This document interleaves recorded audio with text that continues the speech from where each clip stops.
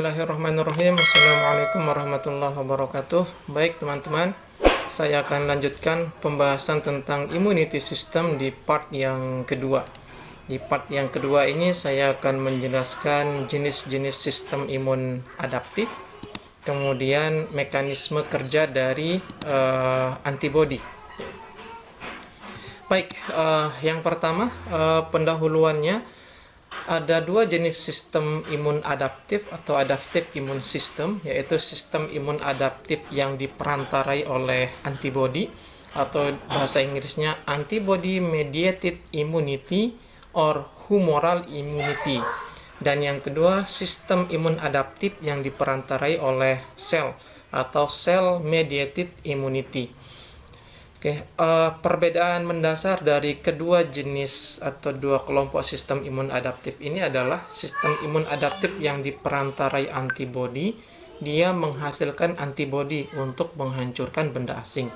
Namun sistem imun adaptif yang diperantarai oleh sel, dia mengaktifkan sel limfosit T atau sel T untuk menghancurkan benda asing. Itu perbedaan mendasarnya.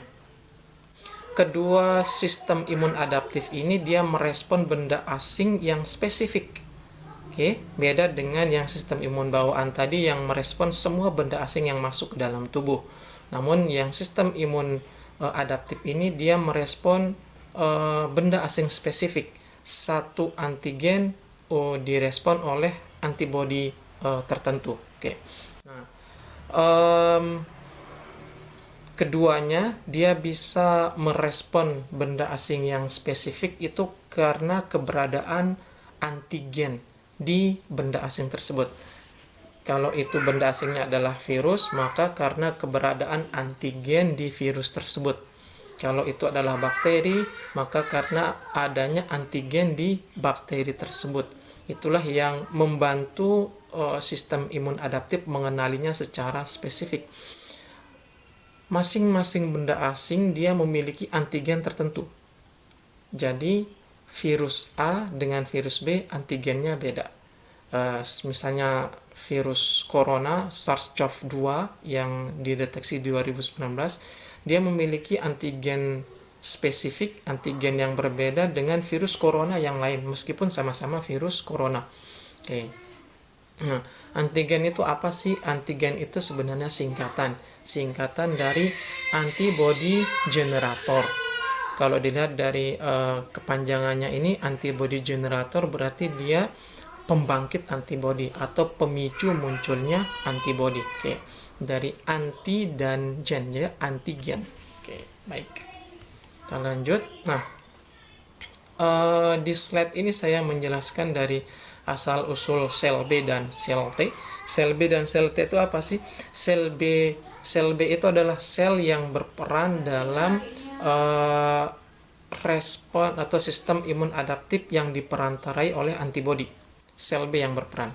Sedangkan sel T ini sistem imun adaptif yang diperantarai oleh sel.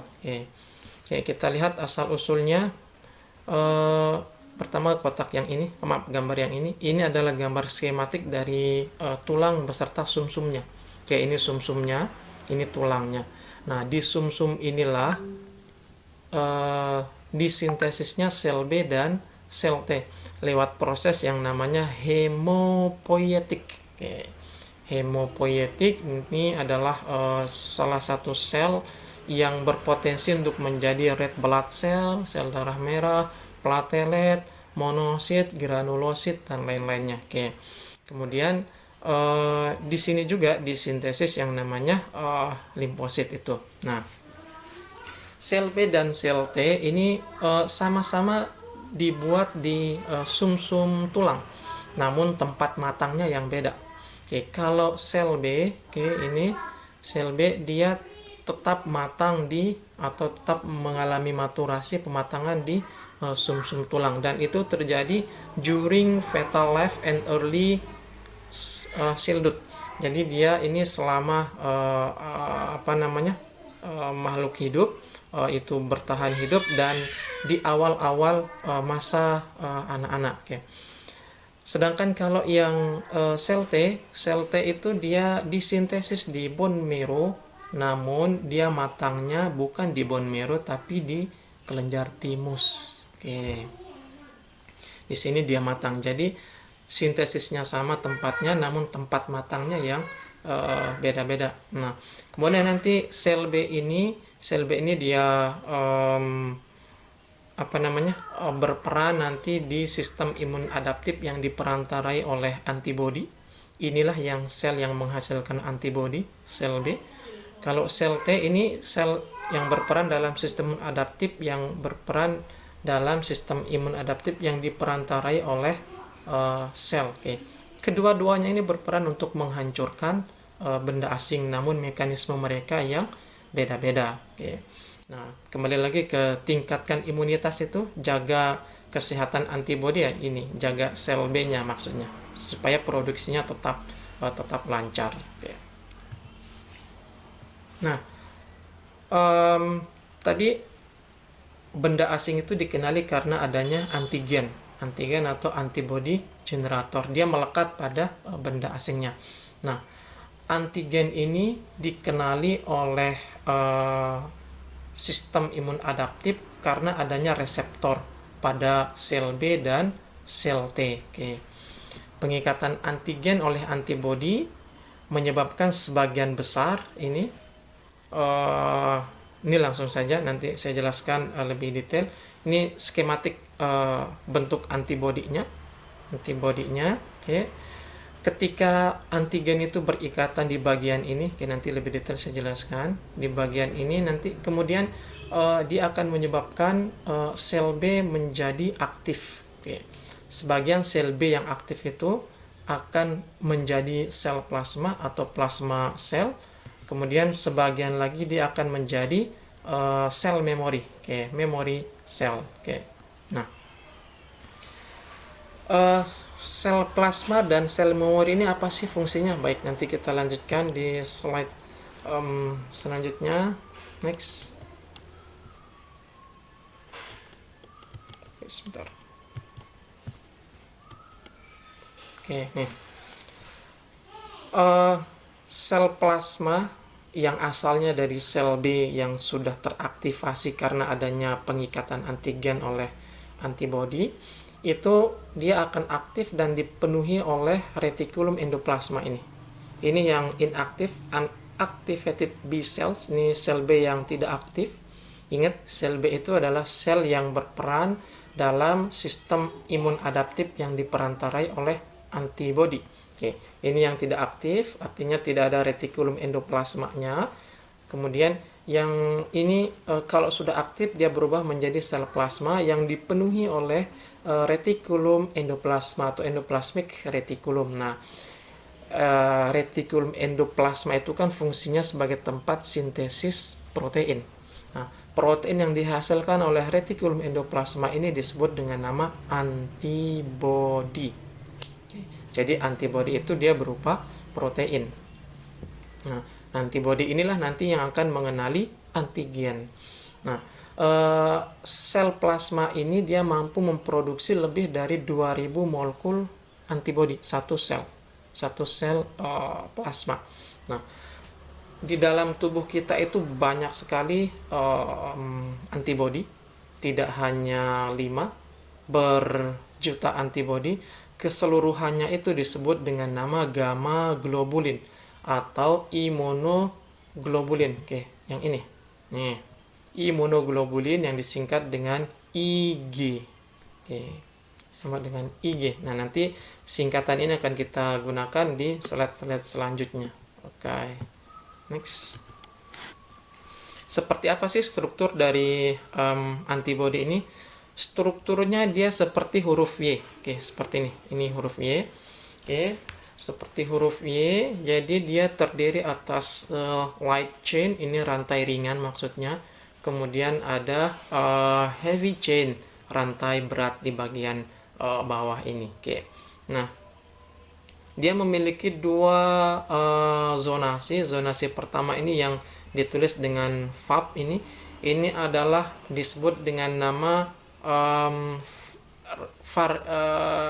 region variable atau zonasi variabel.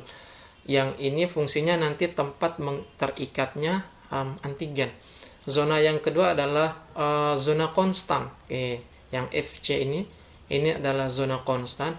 Zona konstan ini dia nanti bisa berikatan dengan antibody, bisa berikatan dengan sel asing, atau dia bisa berikatan dengan sistem imun yang lain. Misalnya natural killer cells, the complement system, dan sistem imun yang lain yang akan bersama-sama untuk menghancurkan benda asing. Okay. Jadi di sini tempat terikatnya antigen, dan ini dia identical, sama, kiri kanan. Specific antigen binding sites, ini adalah site atau tempat terikatnya antigen yang spesifik. Jadi harus sama bentuknya antigen dengan tempat pengikatannya. Contohnya yang ini, antigennya seperti ini, bentuknya setengah lingkaran begini, maka antibodinya tempat terikatnya pun juga seperti setengah lingkaran. Jadi match ini antibody dengan antigennya. Apa yang terjadi kalau dia tidak match? Ya tidak bisa berikatan. Nah, mungkin teman-teman sering mendengar istilah yang sekarang ini yang tren juga, tes antigen. Maksudnya ya, tes antigen. Artinya apa sih? Kalau mau mengetahui orang itu terkena COVID atau positif atau tidaknya, salah satunya sekarang dilakukan dengan tes antigen. Tes antigen ini berarti dia mengetes apakah ada antigen virus corona atau tidak di dalam tubuh manusia. Kalau misalnya ada antigen corona, berarti dia dengan level tertentu, diingat dengan level tertentu, maka alat pendeteksi itu akan menyatakan pasien tersebut positif COVID. Namun jika tidak ada antigen atau antigennya hanya sedikit, maka dia tidak akan terdeteksi sebagai positif. Jadi dia itu negatif hasilnya. Ya. Nah, tadi saya sampaikan banyak sekali antibodi di dalam tubuh, berjuta antibodi yang sudah disiapkan oleh Allah untuk melindungi tubuh kita. Namun yang umum dibahas itu ada 5. Yang pertama imunoglobulin M atau IgM, imunoglobulin G, IgG, imunoglobulin E, IgE, imunoglobulin A, IgA, dan imunoglobulin D atau IgD. Masing-masing imunoglobulin ini fungsinya beda-beda. Misalnya imunoglobulin M ini kumpulan antibodi yang masuk ke dalam IgM. Ini diproduksi di awal respon sel plasma dan berperan sebagai BCR.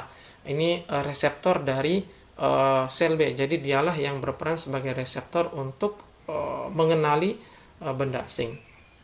IgG ini paling melimpah di dalam darah, diproduksi jika ada infeksi dari antigen yang sama. Dia bersama-sama dan IgM dan IgG diproduksi untuk respon spesifik pada bakteri dan sebagian virus. Nah, IgM dan IgG ini juga menjadi salah satu indikator yang digunakan dalam uji positif tidaknya pasien di COVID-19.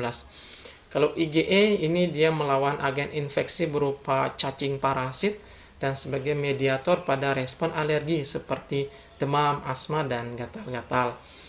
Kalau IgA ditemukan pada sekresi pencernaan, respirasi, urogenital, ditemukan juga pada ASI dan air mata. Nah, jadi air mata itu mengandung antibodi yang dikenal dengan nama IgA. Jadi menangis itu ada manfaatnya, bisa melembabkan bola mata dan membunuh parasit-parasit atau benda asing yang ada di dalam mata. Kemudian ada IgD, terdapat pada permukaan semua sel B, namun fungsinya ini belum diketahui dengan jelas. Bagaimana mekanisme kerja dari antibodi? Ada 4 berdasarkan literatur yang saya peroleh mekanisme kerjanya. Yang pertama ini adalah netralisasi atau netralisasi. Caranya antibodi berikatan dengan antigen pada bakteri dan virus, lalu menetralkannya dan mencegah masuknya ke dalam sel. Oke. Itu netral, menetralkan. Jadi sebelum masuk sudah langsung dicegat oleh antibodi. Yang kedua adalah opsonization atau opsonisasi.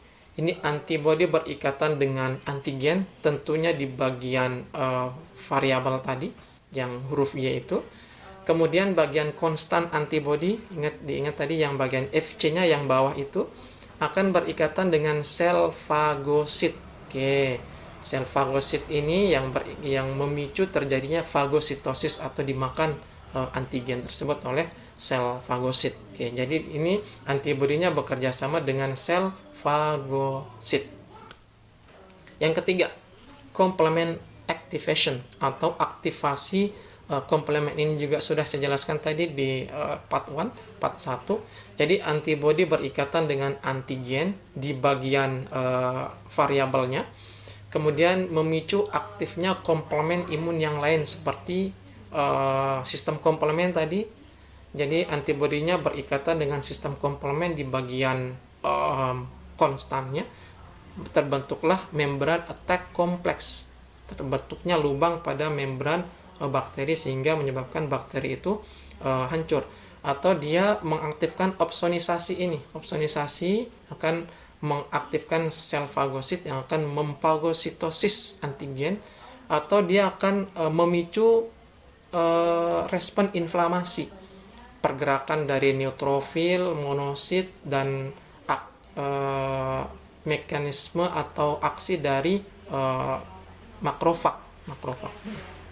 Jadi dengan kata lain, complement activation ini atau aktivasi komplement adalah antibodi mengaktifkan sistem imun yang lain, itu mekanismenya. Jadi bersama-sama mereka menghancurkannya.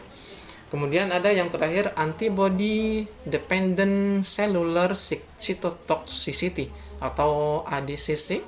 Ini antibodi berikatan dengan antigen, kemudian bagian konstan antibodi ini berikatan dengan NK cell atau natural killer cells atau sel darah putih yang lain. Kemudian NK cell dan sel darah putih inilah yang menghancurkan antigen yang ada di dalam tubuh. Jadi antibodi bekerja sama dengan NK cell dan sel darah putih yang lain. Itu di antibody dependent cellular cytotoxicity. Ini cara kerjanya antibodi melawan virus atau bakteri, termasuk virus corona. Oke, tadi sel B yang menghasilkan antibodi itu dia bisa aktif ketika ada antigen yang berikatan dengan antibodi.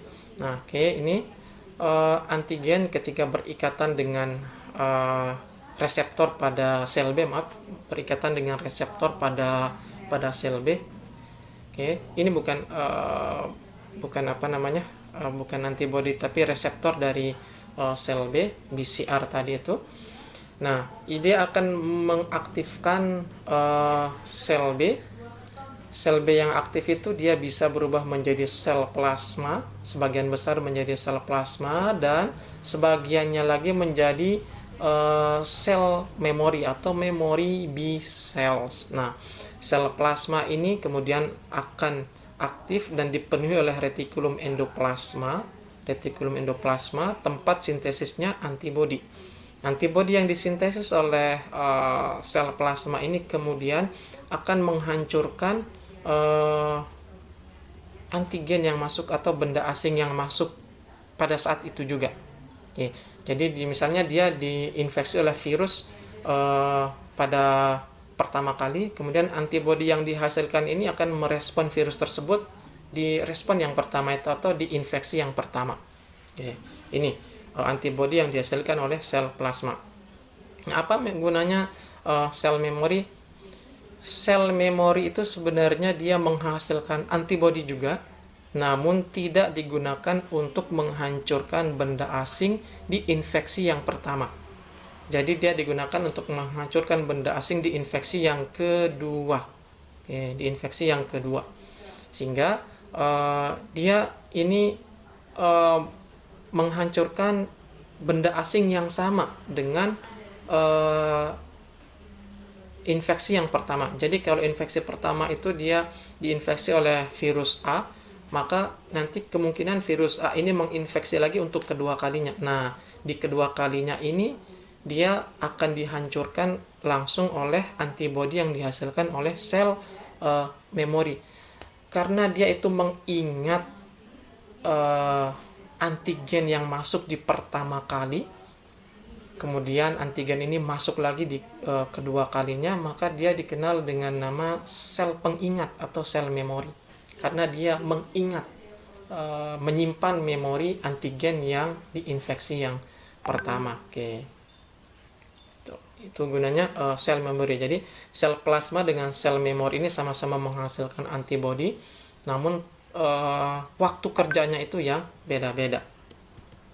Nah, karena adanya sel memori atau berkat adanya sel memori yang diciptakan oleh Allah Subhanahu wa taala, maka respon tubuh pada infeksi yang kedua oleh antigen yang sama itu bisa cepat ditangani atau bisa cepat direspon oleh tubuh dibandingkan dengan infeksi yang pertama. Skematiknya seperti ini. Oke. Ini adalah relatif antibody respon. Ini respon antibody relatifnya. Ini adalah waktu responnya dalam satuan weeks. Nah, this is the primary immune response. Respon imun yang pertama bisa dilihat di sini.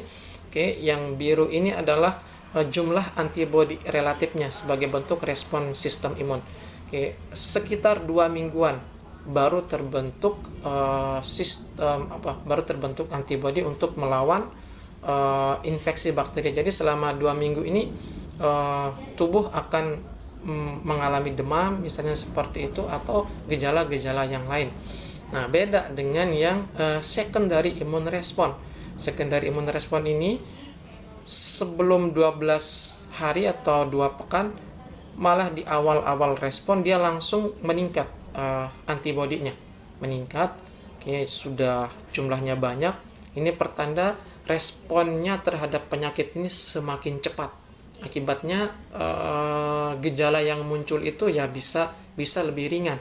Biasanya kalau demam ya demamnya tidak tinggi-tinggi amat, tidak seperti di respon yang pertama. Oke, ini manfaatnya adanya sel plasma dan sel memori. Ini salah satu kekuasaan Allah yang dianugerahkan kepada kita sehingga kita bisa tetap sehat. Oleh karena itu saya ingatkan tetap mensyukuri nikmat Allah yang berupa kesehatan dan keafiatan. Nah, ini juga sudah saya jelaskan di Google Meet tentang pembentukan antibodi dengan cara alami dan dengan cara vaksin yang sedang viral sekarang. Oke, saya jelaskan kembali. Ini first exposure to pathogen antigen. Ini infeksi pertama dari patogen, misalnya sebut saja virus. Dia masuk, kemudian ini ada virulent portion. Ini yang alami, terbentuk alami. Ini yang buatan, yang alami dulu. Oke, jadi ini virusnya ada virulent portion. Ini bagian untuk menginfeksinya, dan ini nih antigenic portion. Ini bagian tempat melekatnya antigen. Antigen itu antibody generator yang akan dikenali oleh antibody. Oke, kemudian ini akan menyebabkan disease. Oke, karena belum terbentuk antibody di sini. Ingat tadi di infeksi pertama itu butuh waktu sekitar 2 pekan untuk menghasilkan antibody. Kemudian antigen ini akan diikat oleh reseptor sel B. Kemudian sel B ini akan berubah menjadi sel plasma. Tadi penjelasan sebelumnya, sel plasma ini akan menghasilkan antibodi. Ya, namun ada keterangannya slow di sini. Artinya antibodi, proses penghasilan antibodinya ini lambat. Terus weak primary response. Jadi responnya agak lambat, jadi agak lama penanganannya. Kemudian antibodi ini dia akan menangani virus yang masuk. Cuman agak lama. Ini respon pertama. Oke, kemudian tadi setelah diaktif, selain menjadi sel plasma, sel B juga akan menjadi memory cell atau sel memori yang menghasilkan antibody. Oke, menghasilkan antibody. ini swift, kemudian dan strong secondary response. Jadi dia responnya sangat cepat di infeksi yang kedua. Jadi tadi gambar yang tadi, kalau dia misalnya virus ini masuk kembali ke infeksi yang kedua, maka antibodi ini langsung akan menyerangnya, sehingga dia tidak akan menimbulkan penyakit. No disease, tidak akan menimbulkan penyakit. Ini terbentuknya antibodi yang alami dalam long term immunity, imunitas jangka panjang. Nah, mekanisme alami ini diconteklah oleh manusia untuk membentuk antibodi, tapi dengan cara buatan yang dikenal dengan istilah vaksinasi. Jadi vaksinasi itu istilah untuk menyebut memasukkan dengan sengaja benda asing ke dalam tubuh dengan tujuan untuk membentuk antibodi yang akan digunakan untuk menghancurkan benda asing tersebut jika dia masuk di kali yang kedua. Mekanismenya disuntikkan benda asingnya, misal sebut saja virus, namun virusnya ini non virulent, exposure to non virulent. Non virulent artinya tidak menyebabkan penyakit, no disease, sudah dilemahkan, kemampuan menimbulkan penyakitnya sudah dihilangkan, sehingga dia ini no disease, tidak menimbulkan penyakit, namun antigennya tetap ada. Nah, antigen inilah kemudian yang direspon oleh sel B. Kemudian sel B ini sama seperti ini, akan berubah menjadi sel plasma. Sel plasma ini akan aktif, namun tidak menghasilkan antibodi. Kenapa? Karena tidak ada virus yang akan diserang di sini. Tidak ada yang direspon karena sudah no virulent, no disease, tidak ada penyakit. Nah, sel memori yang terbentuk ini dia akan menghasilkan antibodi yang dihasilkan ini nanti akan digunakan untuk respon yang kedua jika virus ini masuk untuk kali yang kedua. Seperti itu. Jadi sebelum virusnya masuk, virus yang menyebabkan penyakit maksudnya, antibodinya sudah ada nih. Jadi begitu dia masuk langsung diserang oleh antibodi sehingga dia tidak mampu menimbulkan penyakit. Sehingga misalnya saja kalau yang dimasukkan itu adalah vaksin COVID-19, vaksin COVID-19, berarti nanti kalau sudah divaksinasi, maka antibodinya ini sudah terbentuk, sehingga kalau ada virus corona yang masuk ke dalam tubuhnya, antibodi sudah siap untuk menghancurkannya, sehingga tidak bisa menimbulkan penyakit. Namun perlu diingat, waktu atau timing pembentukan antibodi itu dia tidak serta-merta, tidak seperti membalikkan telapak tangan begini cepat, enggak. Tapi dia butuh waktu, dia butuh waktu 14 hari sampai dengan 21 hari, 2 sampai 3 minggu. So, kalau misalnya teman-teman sudah divaksin, jangan lalai dengan prokesnya, 3M-nya tetap dipertahankan karena butuh waktu 3 minggu untuk menghasilkan antibodi buatan di dalam tubuh. Oke, baik, ini yang bisa saya sampaikan di part yang kedua. Silakan ditonton lagi video penjelasan di bagian sel T. Di part yang ketiga saya akan jelaskan sistem imun adaptif yang diperantarai oleh sel, dalam hal ini oleh sel T. Assalamualaikum warahmatullahi wabarakatuh.